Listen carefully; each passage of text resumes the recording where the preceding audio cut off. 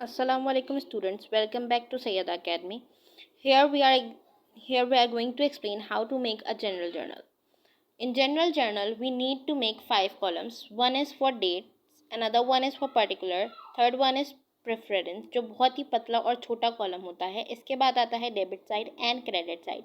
In the red line we will show the company name या फिर जिस इंसान के लिए वो एंट्रीज बनाई जा रही हैं, जिस इंसान की कंपनी का वो बात की जा रही है उसका नाम, और जनरल जर्नल की हेडिंग डाली जाएगी. उसके बाद पहली डेट साइड पे हम एक बार साल मेंशन करेंगे कि ये कौन से ईयर में बनाया गया है. 2005 अप्रैल 1.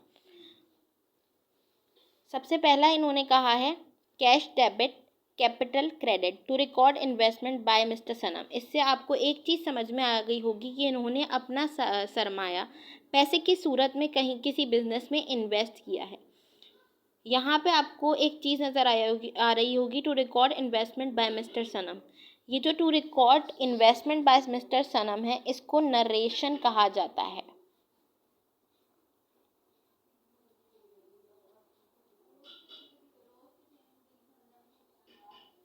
इसके ज़रिए हम ये बताते हैं कि हमने यहाँ क्या चीज़ रिकॉर्ड की गई है, यानी हमने यहाँ पे किस तरह की ट्रांजैक्शन को अपने पास लिखा है.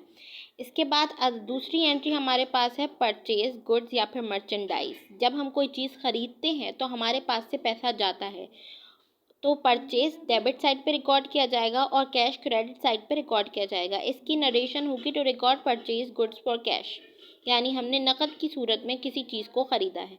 तीसरी एंट्री हमारे पास है cash debit sales credit to record sale for cash, यानी हमने नकद सूरत में किसी तरह की चीज़ बेची है, जिसकी सूरत में जब हम कोई चीज़ बेचते हैं तो हमें पैसे मिलते हैं, जिसकी वजह से वो हम डेबिट साइड पे उतारेंगे और सेल क्रेडिट साइड पे लिखा जाएगा.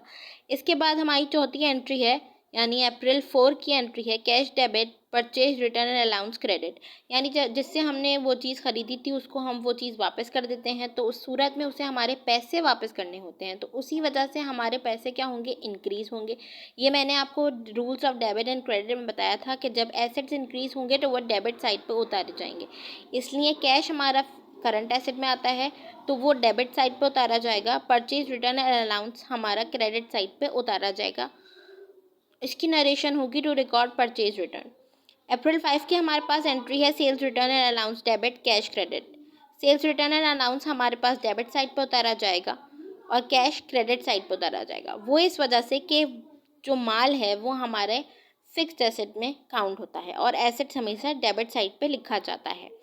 क्योंकि इस तरह के मामलों में हमें कैश वापस देना पड़ता है हमारे कस्टमर को, तो इसलिए हमारा कैश जो है वो क्रेडिट साइड पे रिकॉर्ड किया जाएगा, क्योंकि हमारा जो करंट एसेट है उसमें कमी आ रही है, यानी वो डिक्रीज़ हो रहा है.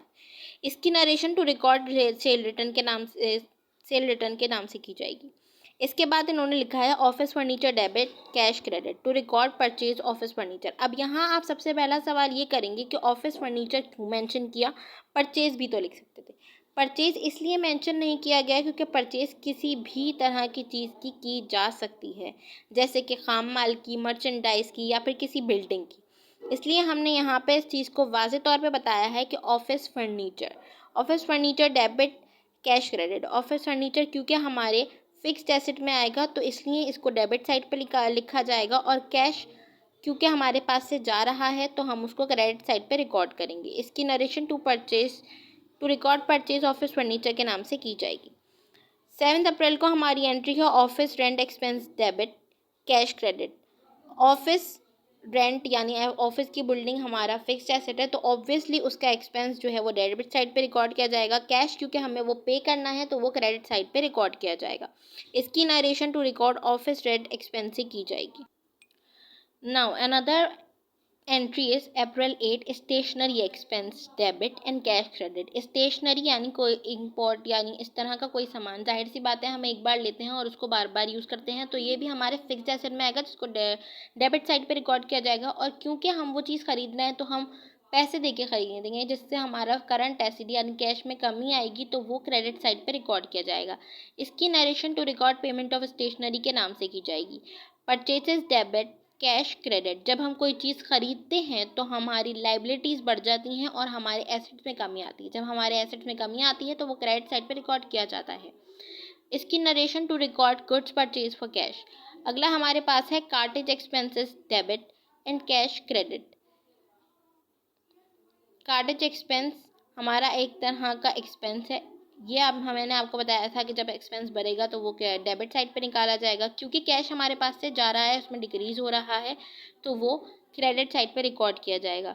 अगला इसी तरह हमारे पास है सैलरी एक्सपेंस। उसके बाद हमारे पास है sales debit, cash debit, sales credit. Another one is telephone expense and cash. ये सब एंट्रीज एक ही तरह से की जाएंगी। बस एक चीज़ जो आपको याद रखनी है, rules of debit and credit के हिसाब से जनरल एंट्री में हम कोई भी एंट्री उतारेंगे। Do not forget to like, subscribe and comment our channel. Thank you.